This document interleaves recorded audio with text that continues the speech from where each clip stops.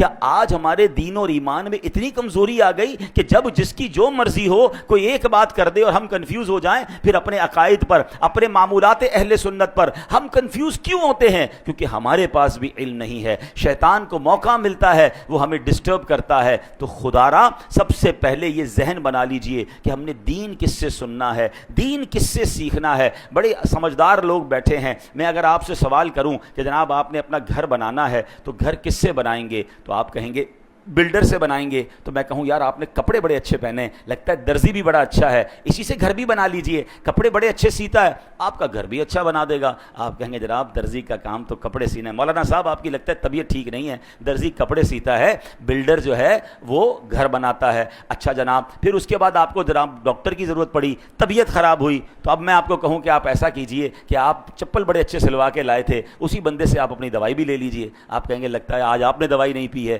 کہ جناب چپل سینے والا جو ہے وہ ہمیں دوائی کیسے دے گا؟ تو کمال ہے کہ دنیا کی ہر فیلڈ میں آپ اپنے لیے اس فیلڈ کا ایکسپرٹ تلاش کرتے ہیں۔ موچی سے جوتے سلواتے ہیں، درزی سے کپڑے سلواتے ہیں، ڈاکٹر سے دوائی لیتے ہیں، بلڈر سے گھر بناتے ہیں، ان کو آپس میں مکس اینڈ میچ نہیں کرتے۔ تو اب بتائیے نا دین کس سے سیکھنا چاہیے، شریعت کس سے معلوم کرنی چاہیے؟ کیا ہر اس شخص کو یہ حق حاصل ہے؟ میرا دین اتنا مظلوم ہے۔ اچھا اب ایک اور فینومینا لوگ لے کر آئے کہ جناب انٹرنیٹ پر تو ساری چیزیں موجود ہیں، اب تو اے آئی کا زمانہ ہے، سوال کیجئے جواب مل جاتا ہے۔ قرآن پاک پڑھنے کی اور جناب اس کی اتنی بڑی بڑی تفسیریں پڑھنے کی ضرورت کیا ہے؟ اور جناب پڑھنا بھی ہے تو کسی عالم کی ضرورت کیا ہے، کسی مفتی کی ضرورت کیا ہے، کسی ایکسپرٹ کی ضرورت کیا ہے؟ قرآن موجود ہے، تفسیریں موجود ہیں، ہم خود ہی مسئلہ نکال لیں گے، ہمیں علماء کی حاجت نہیں ہے۔ چلے تھوڑی دیر کے لیے آپ کی بات مان لیتے ہیں کہ جناب کتاب سے پراپر علم مل جاتا ہے، ٹھیک ہے، کتاب میں سب چیزیں موجود ہیں۔ چلے اب میں آپ ہی کی بات آپ کی طرف دوبارہ بڑھاتا ہوں، اللہ نہ کرے آپ میں سے کسی کو کوئی پرابلم ہو جائے یا آپ کے گھر میں کسی کا آپریشن ریکوائرڈ ہو،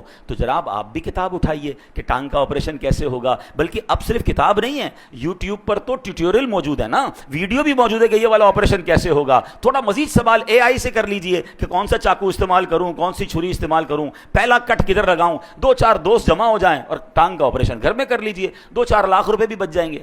آپ کہیں گے یار کیا ہو گیا آپ کو؟ بھائی جان کا معاملہ ہے، کسی ایکسپرٹ سے کروانا پڑے گا، کتابوں میں ضرور لکھا ہے لیکن ٹانگ ضائع ہو جائے گی، دل کا آپریشن ہم نہیں کر سکتے، حالانکہ اس کا پورا طریقہ انٹرنیٹ پر موجود ہے۔ آپ کہیں نہیں، اس کے لیے برسوں کا ایکسپرٹ چاہیے، بلکہ آپریشن تو اس سے کروائیں گے جس کا آپریشن کرنے کا تجربہ بھی ہو اور اس کا آپریشن کامیاب بھی ہوتا ہو۔ 4 دوستوں سے بھی پوچھیں گے، 3 رائے لیں گے، ایک رائے پر بھی لوگ آپریشن نہیں کراتے۔ کرنا بھی یہ چاہیے کہ 3 طرف سے رائے لے کر پھر آپریشن کی طرف جانا چاہیے۔ آپ کہیں گے جان کا معاملہ ہے، جسم کا معاملہ ہے، باڈی خراب ہو سکتی ہے۔ سبحان اللہ، آپ نے میرا ہی جواب دے دیا حضرت۔ اب میرا ثواب سن لیجئے، مجھے ایک بات بتا دیجئے، کسی کی ٹانگ زیادہ قیمتی ہے یا اس کا ایمان زیادہ قیمتی ہے؟ میرے ایمان پر جس کی جو مرضی آئے چھری کانٹے لے کر آ جائے کہ میں تمہارا ایمان کا معاملہ ٹھیک کرتا ہوں، تمہارا دین میں تمہیں سمجھاتا ہوں، آپ پڑھ لینا، آپ ہی خود ہی قرآن سے اور تفسیر سے پڑھ لیں۔ آپ کہیں گے نہیں جناب، باقی دنیا کے معاملات میں جب ایکسپرٹ ریکوائرڈ ہے تو مجھے قرآن کے علم کے لیے بھی فہم القرآن والا مفتی اور عالم ریکوائرڈ ہے،